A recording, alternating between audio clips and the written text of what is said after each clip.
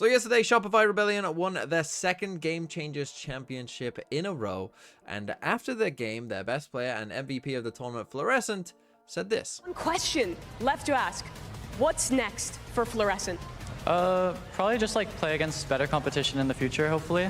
Or just go like, I don't know, I just want to play against like the best of the best always, because it's the most fun. Okay. Would that mean playing outside Game Changers? Yeah. That's the goal? Yeah.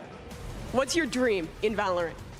I don't know, probably just like go to champs and I don't know, go to a bunch of events and meet a bunch of cool people. So the goal is to get the champs, which of course means playing in Tier 1.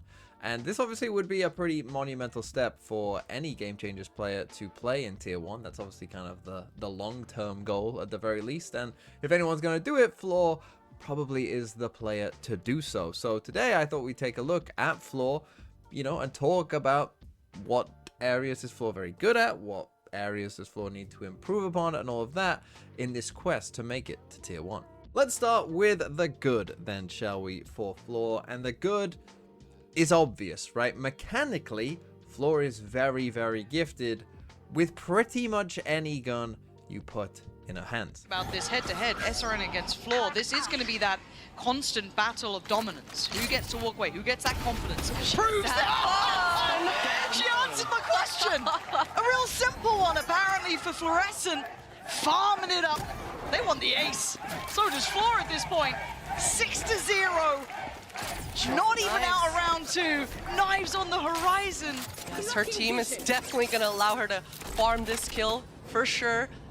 And not to mention Fluorescent, it's doubtful that MI fault line. Well, though that Bucky can still do enough.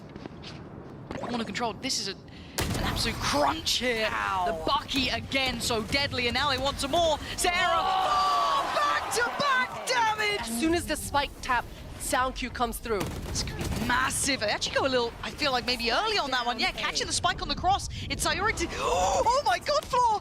No way! Floor just dives in towards CT, still desperate to keep this in close touching distance, but now down to just the Sheriffs. Maybe an upgrade or two would have been dreamy, but you're not going to get it. But the spike's still not in hand. Brought back in by Sarah. Plant now in play. Jubes trying.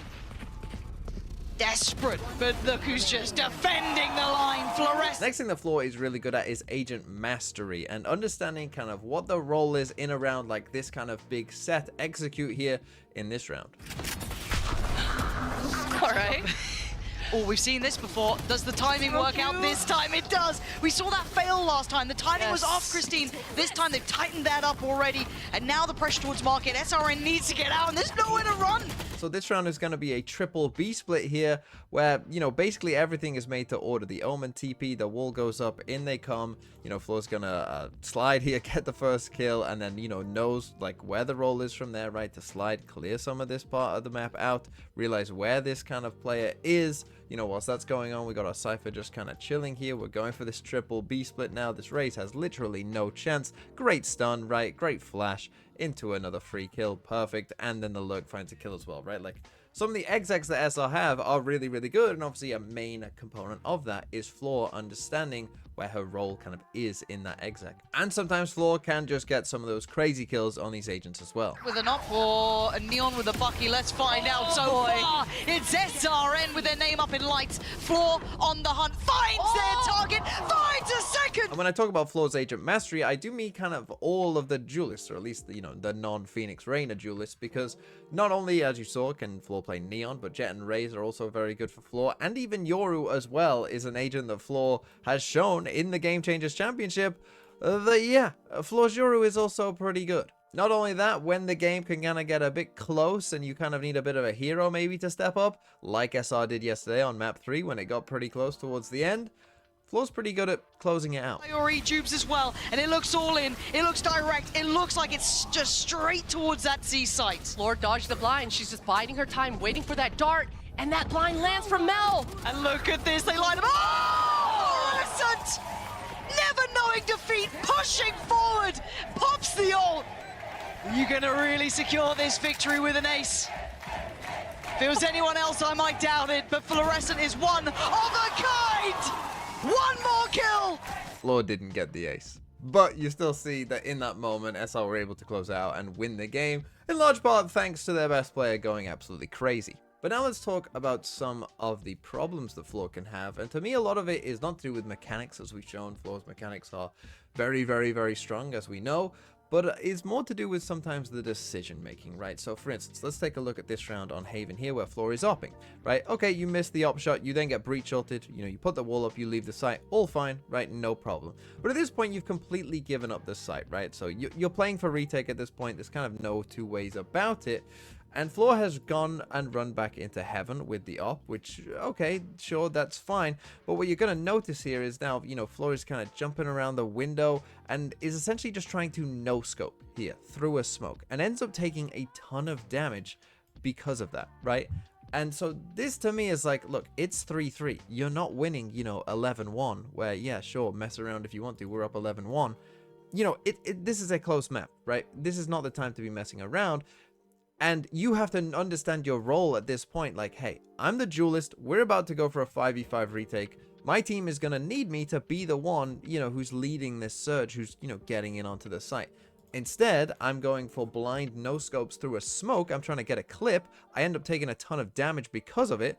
And now I'm down to 36 HP, which is one body shot from a Vandal or Phantom, right? So now I maybe don't feel comfortable actually being the entry for my team, and so now we're going to try this retake.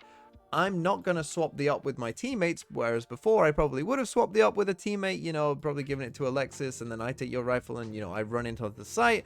Now I'm 1 HP kind of, so I'm not going to do that anymore, and so now we kind of have no spearhead for this retake. And so it, you know, you'll watch this retake now, it just, you know, it doesn't go that well. They start using their util, but they get nowhere, right? There's just no thrust to it. There's really nothing. Their one hope is that Mel, you know, comes on this flank and basically kills everyone.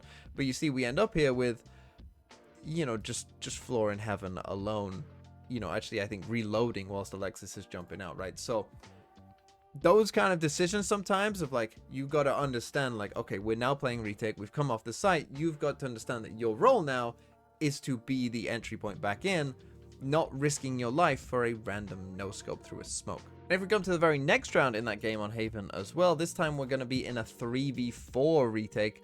And well, this one's not going to go that great either. You got SRN holding the line. That's a big stun though. Actually, SRN is trying to fall away from this. Floor is already taking the space over towards Plat. Dealt with by Melissa again, holding this line. Melissa getting valuable kills here.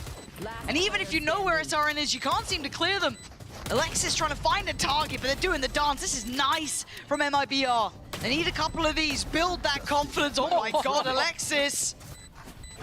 There's no time, surely. Now get away with the op. So this, though, is where we do need some caveats on why sometimes, you know, it's very difficult to properly analyze this, because whilst it's not great from Floor, as you kind of saw there at the start of that retake, I do think this is maybe a Sarah mistake as well, right? And obviously we don't know the comms. Sometimes it's difficult, but if we take a look here at what Sarah has, you know, Sarah has full kit of util.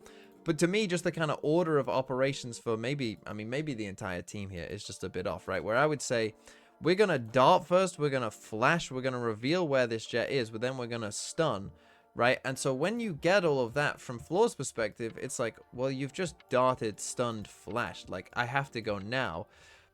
And maybe the decision by Floor is a little weird, right? Because you probably see this jet revealed kind of, you know, running away. But then Sarah's going to drone, right? So it just feels like you're going to watch here as Floor is kind of coming out. We're also getting the drone coming out at the same time, which is just kind of like, you know, what are we doing, right? So this is perhaps more of a team one, but you could also say, you know, hey, we've revealed this jet here. You've seen this jet. You know, I'm now stunning this jet.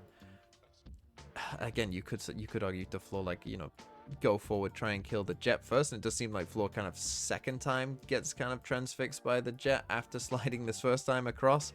Right, so you slide across there, maybe expecting the jet to be here, I don't know. But then, you know, obviously this kind of looks like Floor wants to go and kill the jet, but then, you know, just obviously steps out into 3 people. And so you can get sometimes these kind of muddy, you know, obviously where that's not really what we want. Again, though, this is where it can get a bit, you know, a bit muddy in terms of the analysis, because it's like, well, you know, probably you would say to Sarah, maybe we should drone first, you know, get on the same page as a team here, then dart, stun, you know, go together after the drone, right? The dart you can kind of throw out and be with the team, rather than kind of this, you know, and your duelist is over here, you're nowhere near them, just droning.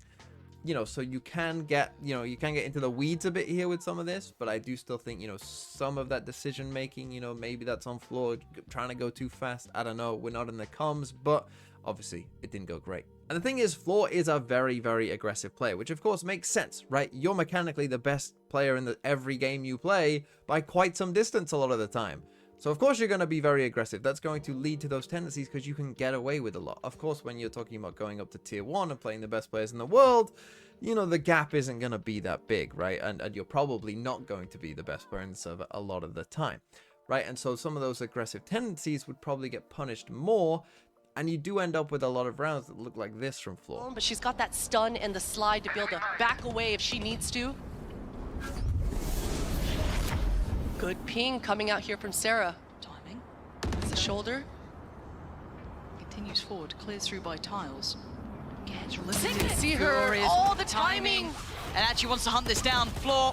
Yeah, so perfect. The way she approaches this game, looking to get another one, does get outdone. MIBR dealing with that threat. Well, I really enjoy looking at this round because it's very kind of funny, the thing that happens here, because this is the thing. Floor is so crazy and so aggressive that it tricks MIBR. MIBR end up winning this round anyway, but, you know, obviously this is incredibly aggressive, right? This is incredibly aggressive. You have no idea if this player, when your crosshair is here, is going to swing out. Maybe Floor's good enough to hit this shot, you know, maybe all of the time. I don't know. But, you know, it's risky, right? And obviously we see Floor, of course, does manage to get a kill. But even that is risky, right? You don't know if the team was about to come back here and there's actually 3 people, you know, walking this way back to this Omen. You're about to just run in there and die. You know, you get away with it this time. But you have to think, like, there's a possibility here that Floor just ends up running into the team and dies. And then the whole A site, you know, is just gone. Right, and you basically lose the round off the back of one decision. In this case, Floor ends up, you know, getting that kill and then, you know, does get punished for continuing to be aggressive, essentially. But what I think is so funny about this round is the MIBR end up doing this kind of like aggressive kind of B-split. I think in part because they think there's no way someone is doing this on their own. Right? There's no way one player has just walked up here and done this on their own. There must be like 3 of them here. Right? Surely, right? Well, no. No. SR are just here chilling on B. But MIBR, you know, are thinking, well, no sane person would do this. So they end up, you know, running basically straight into the teeth of SR. And MIBR are able to win out these fights. But I just thought that it was funny that, you know, MIBR think like they're making some reactive call to what's going on. And then I'm sure when they see the Cypher ult, they're like, what on earth has gone on? Like, Floor almost tricked them into doing a bad exec because no one is that crazy, right? But now let me finish with this round, round number 10 from Sunset. Market. Ren now knows the pounce is coming. And they're already taking the site. We know that Floor will get towards backside. Can anyone stop her? No! Nothing can stop Fluorescent! The one and only! Just keep it all eyes trained towards her, letting the rest of the team get the plant in, do what they need, get into that post plant. I'll take the attention, I'll take the kills.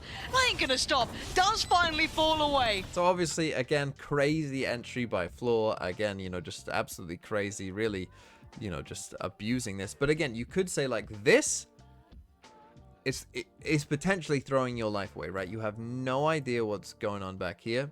There could even be more people in here. Right, in theory, that, you know, there could be someone behind this box or something, you know, watching the kind of mid side of this for MIBR. Maybe that's another player that, you know, gets a kill, right? And you give your life away for nothing, essentially, right? So again, like little decisions like this, but Floor at the end of this round does show like, okay, I have the capabilities. And this one, this next one here, I don't mind as much, right? Because I don't mind it if you're a duelist. Like, if you're going off utility, so we've just flashed for this back site, this is fine. Right, this one is fine because you're doing it with the team. This is a team decision of, you know, Floor is going to push here with a flash, you know, to try and get this kill. And we trust that Floor is good enough to win this fight with extra util on top, right? So that's absolutely fine. I don't have a problem with this kind of decision. It's more so, you know, the kind of like, you don't have to slide out this way, right, when you're coming out of the smoke, because this is just you unsupported. And who knows, you know, you put Aspas here, and Aspas maybe just takes your head off here, right? And then you just, again, give them a gun. Now it's a 3v4, they have a chance, right? Like, stuff like that. So that's where the difference can come into this. But at the end of this, right, after this this kill here on the Gecko, you know, we do see Floor then I mean, try to go for this kill again and again. You know, I would say tier 1, you know, maybe you just get your head taken off at some point here earlier on. But eventually does decide to turn away and run away from it, right? This is the decision you want to see more of, right? This of like, hey, it's whatever. I mean, a 4v1 probably wouldn't matter in this instance, right? But just in general, kind of like, hey, it's a, you know, 4v2. Don't troll, you know, don't throw my life away. Don't risk the round. You know, those are the kind of things that you have to learn when you're playing at the tier 1 level, because as I said, obviously Floor right now has just the mechanical diff on everyone that, you know, SR are playing against essentially. But obviously when you reach that kind of higher level, you're not going to have that diff, right? That's not going to be there. And so, you know, you need to learn to kind of, you know, just learn when to chill essentially. And in fact, this to me is very reminiscent to a journey that a lot of the top pro players have been on as well, right? Back in 2021, 2022, I'm just going to be real with you, the level wasn't nearly as good as it is now, right? There was a lot of overheating. There were a lot of terrible decisions that were made by a lot of very good players. As the years have gone on, those players have kind of learned to not do that as much. I think the prime example of this, of course, is Kang. Because Kang, you know, back when EDG were kind of first on the scene, you know, his mechanics were still insane, right? Obviously, mechanically, Kang was always amazing. Right? Everyone knew that. You just had to watch Kang play once to understand that, yeah, this guy has insane mechanics. But a lot of you who were around for this time will remember he used to overheat all the time, right? He used to do crazy stuff that wouldn't make any sense, throw his life away, just, you know, really not very good, right? And that kind of stops you from being, you know, one of the best players in the world and stopped EDG from, you know, making it very deep in tournaments. But skip ahead to 2024, champs, and all of a sudden, you've got this Kang, the Kang that, you know, knows the limits, knows when to do stuff, knows when not to do stuff, you know, is still obviously mechanically extremely gifted, but had a level of restraint to him, right? Played with the team more, didn't try and just, you know, solo carry every single round. He does in this round where he gets an ace, but there were a lot of times where Kang would be a little more reserved, right? And let his team kind of help support him when needed, and, you know, was just more in tune with the team. And that's, I think, the kind of journey that Florescent needs to go on to kind of reach that top level, right? Learning when, you know, to just dial it back and understand, you know, give your opponent essentially respect of saying, like, they might kill me here and then we might lose the round. And I don't want that to happen, so I'm going to play the percentages instead, because that's going to be the best chance to win the game.